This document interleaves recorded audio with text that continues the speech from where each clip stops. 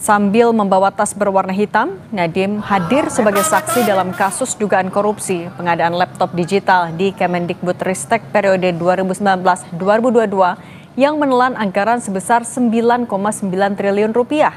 Kejagung akan memeriksa Nadiem terkait kapasitasnya menjabat sebagai Menteri Pendidikan dalam pengadaan laptop tersebut. Nadiem adalah Mendikbudristek Kabinet Indonesia Maju tahun 2019-2024.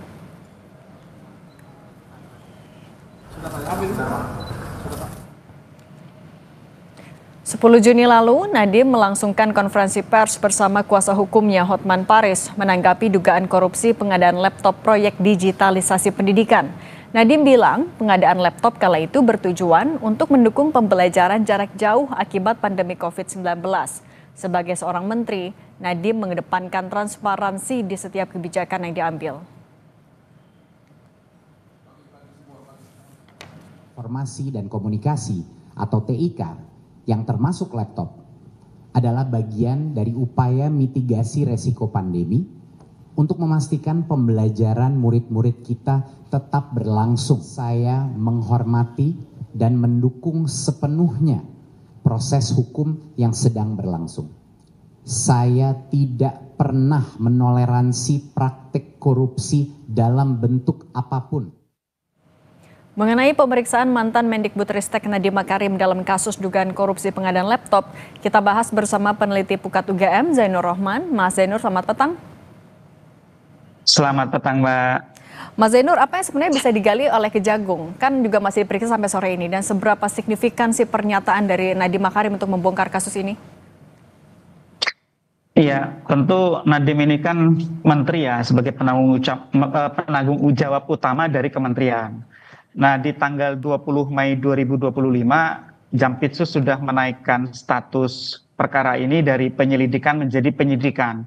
Tentu selanjutnya di tahap penyidikan itu adalah mencari siapa tersangkanya, siapa pihak yang melakukan perbuatan pidana.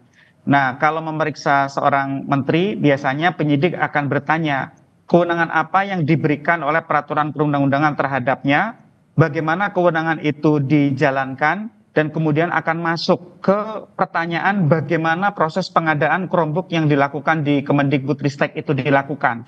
Jadi kan pertanyaan dari JPU itu, dari penyidik kejaksaan, akan berkisar pada bagaimana rekomendasi dari tim kajian itu kemudian diubah. Yang rekomendasi awalnya adalah disarankan untuk membeli laptop dengan operating system Windows, kemudian diubah menjadi Chromebook. Apakah perubahan itu berasal dari misalnya intervensi? Nah, kalau itu bentuk intervensi, maka penyidik kemudian akan melihat kemungkinan adanya bentuk penyalahgunaan kewenangan. Nah, apakah ada penyalahgunaan kewenangan atau tidak, nanti akan dilihat sesuai dengan Undang-Undang Nomor 30 Tahun 2014. Apakah di sana ada perbuatan sewenang-wenang, apakah di sana ada perbuatan melampaui kewenangan, atau juga mencampur adukan kewenangan.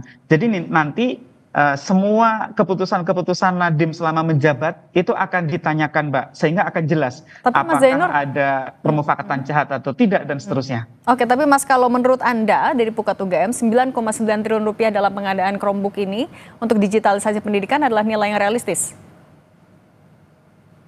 Ya, sebenarnya kalau dari sisi nilai mungkin debatable ya.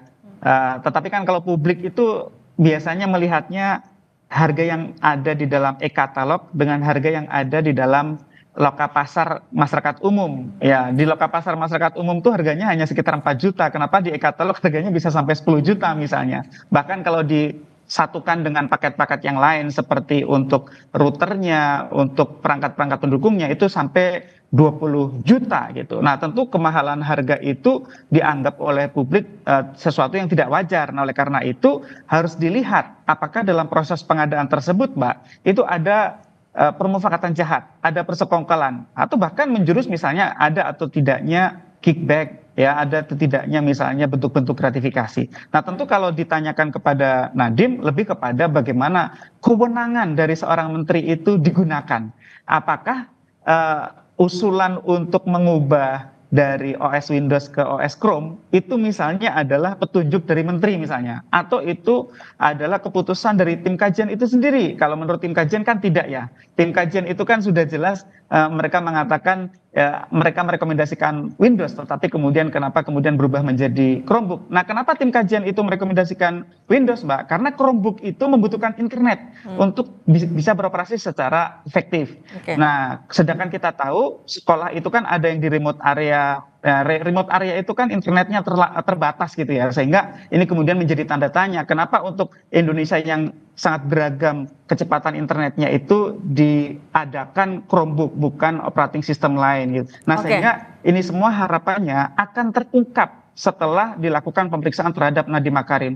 Dan ingat satu lagi, di dalam putusan MK itu kan penyidik tidak bisa menetapkan siapapun menjadi tersangka sebelum melakukan pemeriksaan. Nah, sehingga ya kita sih berharap semua akan lebih jelas ya setelah dilakukan pemeriksaan terhadap Nadiem Makarim. Mas Zainur, tapi kan juga selain Nadiem Makarim sebenarnya yang dipanggil ada staf susnya, tapi mangkir terus dan bahkan ada yang sudah di luar negeri. Apakah pernyataan dari Nadiem Makarim hari ini akan bisa menggantikan keterangan dari staf susnya itu? Singkat saja, Mas.